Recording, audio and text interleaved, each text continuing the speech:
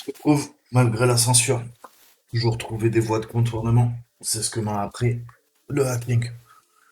Aujourd'hui, on va se faire une petite machine AD. On va terminer le module Active Directory. C'est la dernière machine. Et on va se faire Attractive Directory. Donc, comme vous le savez, 99% des réseaux d'entreprise sont basés sur l'Active Directory. Qui dit Active Directory dit LDAP. Qui dit LDAP dit DC, contrôleur de domaine.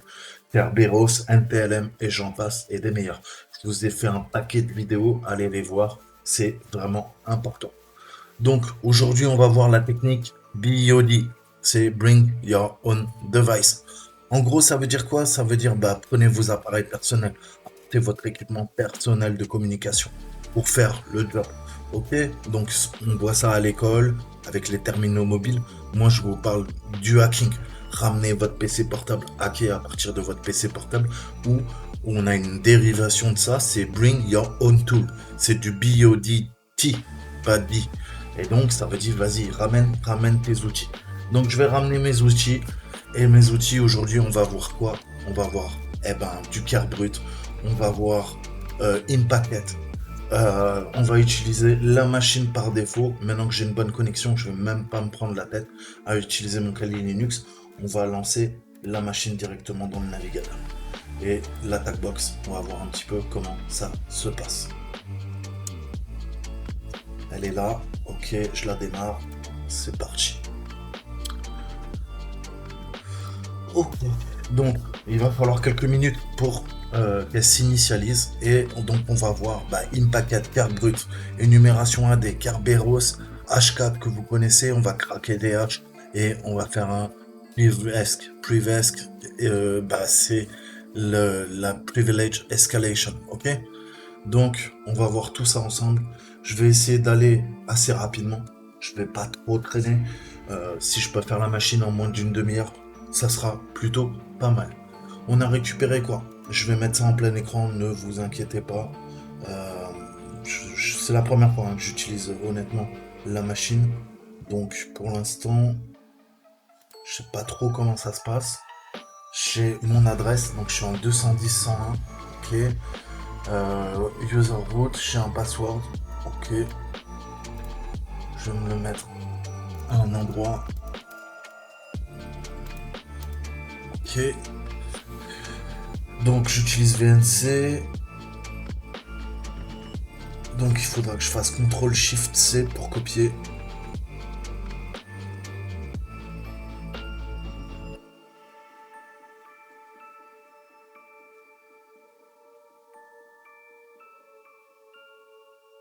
D'accord. Mais j'utilise quand même mon adresse IP. Bon, on verra. J'ai ces deux adresses. Il n'y a pas de souci, on va essayer de retenir. Donc je suis en 210.101. 210.101. Donc, on a la machine qui tourne. On peut aller voir direct. Qu'est-ce qu'on voit? On voit que, hop, rien de spécial en fait, hein. On arrive sur un serveur I2S classique.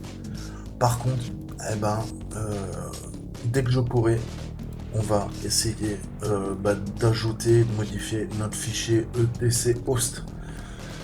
Donc, ça commence, il y a trois questions. Vous voyez que j'ai déjà répondu. Je vais voir comment je peux switcher entre les deux. Comment ça se passe? Extra key, full screen. Donc là, je suis en plein écran. Nickel. Par contre, comment je peux changer maintenant?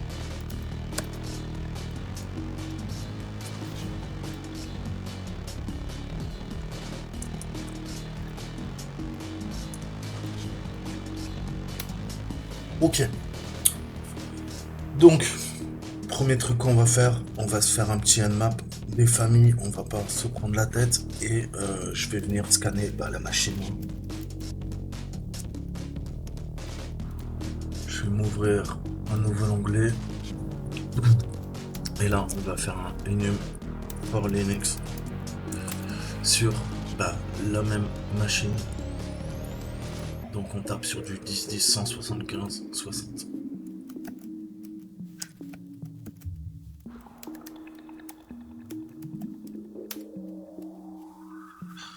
Donc ça va venir scanner. Ok, donc pour rappel, Enum for Linux, eh ben, ça va énumérer, ça va nous récupérer toutes les informations au niveau de l'Active Directory, des reads, des seeds. Qu'est-ce que je vais voir direct? J'essaie de récupérer des informations pertinentes lors de ma phase de recours. J'ai déjà des comptes. Ok, ces comptes, on va essayer de les usurper. J'ai une adresse IP et je connais les reads. Ça va de 500 à 1050. Ok, qu'est-ce qu'on a d'autre? Je vais dégager ça. On connaît le domaine. Ok, donc ça c'est cool. On voit qu'il y a de l'Active Directory, c'est sûr.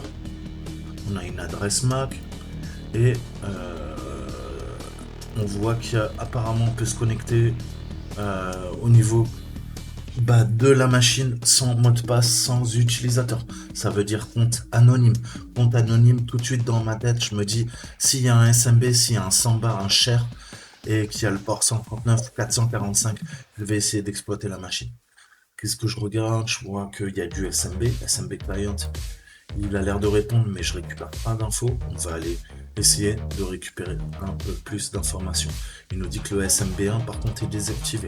Mais il y a peut-être du SMB2, du SMB3. Donc, les groupes, ça énumère. Qu'est-ce qu'on a? On a un administrateur, un West. Ok. Un node.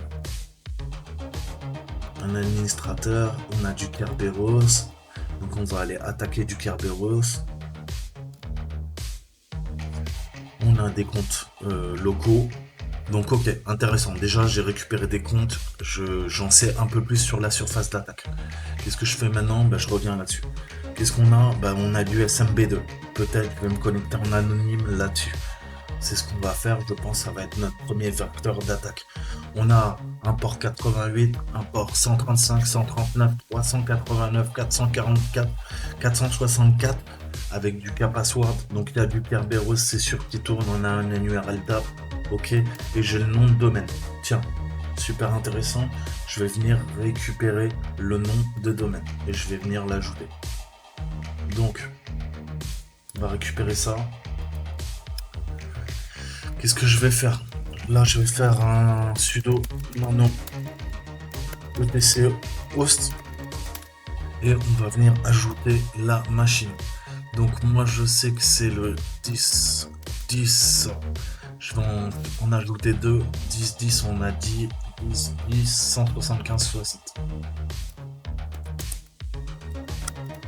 Ok, je copie. Donc, on a local 0 et pour plus de sécurité, parce que local 0, ça me paraît un peu bizarre, à mon avis, c'est plutôt spooky.local. Ok, CTRL O, CTRL X, c'est enregistré. Maintenant, je peux résoudre en théorie, si je ping, je vais pouvoir pinguer le nom de domaine. Est-ce que local 0 répond? Il répond. Est-ce que local, il répond? Il répond. Donc c'est bon. On a établi une communication avec la machine. Je sais qu'il y a du SMB, il y a du Kerberos, il y a du NetBIOS. Parfait, on va venir attaquer tout ça. Donc, quelques questions quand même que je vous montre les cours parce que c'est bien de foncer, mais hop, pardon, excusez-moi, il va falloir que je m'habitue un peu. Ok. Donc, Enum Linux, ça nous a permis d'énumérer le 139, le 445 et voir qu'il y avait du SMB, du NetBIOS qui tournait. On a vu que la machine, elle s'appelle THM comme Try Hack Me-AD comme Active Directory. Et quel est le TLD invalide pour la plupart des utilisateurs? C'est le point local. Ok, donc je vous ferai une vidéo, je vous mettrai en lien une vidéo qui vous explique le TLD et le principe des noms de domaine, les DNS. Il va vraiment falloir connaître ça par cœur. Ok, ça sera le premier lien que je vous mettrai dans la description. On continue notre énumération. Donc, qu'est-ce que ça dit?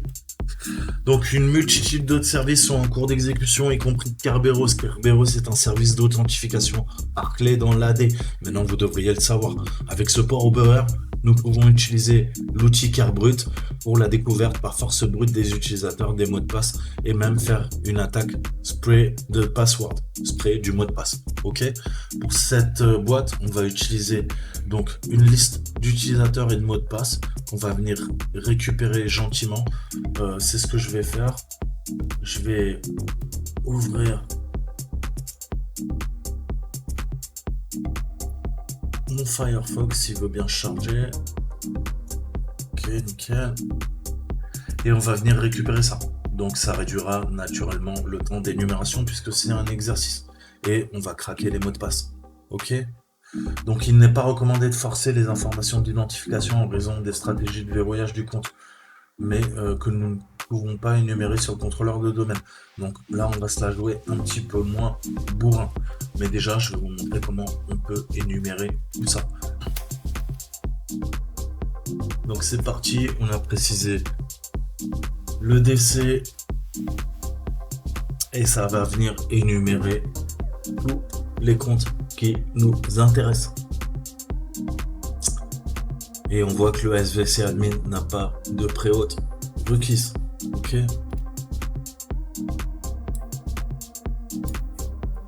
Donc on va venir craquer, je pense, le SVC admin. C'est ce qu'on va venir faire. Et on voit qu'on a plusieurs comptes. Super intéressant, administrateur. On a un compte de backup. Ça peut être super sexy aussi. On va faire user admin. On a vu SVC admin. On a vu backup. Maintenant, on va faire notre attaque Kerberos. Ok, on va faire du Kerberos roasting. Donc, une fois l'énumération des comptes utilisateurs terminée, nous pouvons tenter d'abuser de fonctionnalité de Kerberos avec une méthode d'attaque, la srep roasting. Ça se produit lorsqu'un compte utilisateur a le privilège ne nécessite pas de pré-authentification. Ok, c'est juste ici. Cela signifie que le compte n'a pas besoin de fournir une identification valide avant de demander un ticket Kerberos sur le compte d'utilisateur spécifié. Impacket dispose d'un outil getNPUser qui vous permettra d'interroger les comptes ASRepRoastable à partir du centre de distribution des clés. C'est quoi? C'est le fameux KDC. La seule chose nécessaire pour interroger les comptes est un ensemble valide de noms d'utilisateurs que nous avons énumérés précédemment via Kerberos. Donc on va se faire ça. Donc avec les informations d'identification du compte d'un utilisateur, nous avons désormais plus d'accès au sein du domaine. Nous pouvons tenter d'énumérer les partages que le contrôleur de domaine peut donner. Mais avant, il nous faut les accès. Donc on va utiliser quoi? getNPUser. Donc c'est parti. Là, il nous a récupéré nos trucs.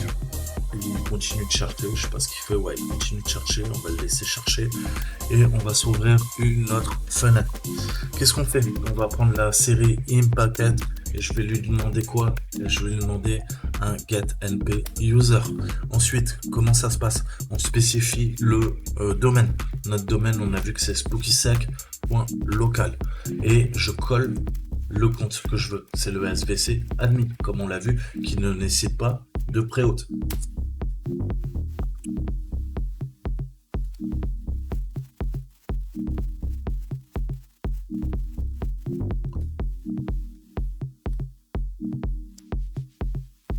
Donc, là, qu'est-ce que je fais? Entrée, pas de mot de passe. Et là, il nous dit, ok, tu peux pas t'authentifier, mais je te donne le ticket TGT. Donc, on a le ticket TGT et on voit qu'il est chiffré pour le compte SVC admin. Donc, comment on peut se servir du ticket granting ticket, le ticket d'octroi de ticket? Eh bien, tout simplement, on va utiliser le hash et on va forcer le système de crypto. Donc là, qu'est-ce que c'est? C'est la réponse. On a fait du ASRepRoastable. On a fait une requête au serveur KDC. Il nous a dit, ok, ASREC, je te donne request, je te donne une réponse. ASREP. La ASREP, c'est quoi? C'est le TGT, ticket d'octroi de ticket avec le H et pour le compte SVC admin. Maintenant, qu'est-ce qu'on va faire? On va brute forcer tout ça.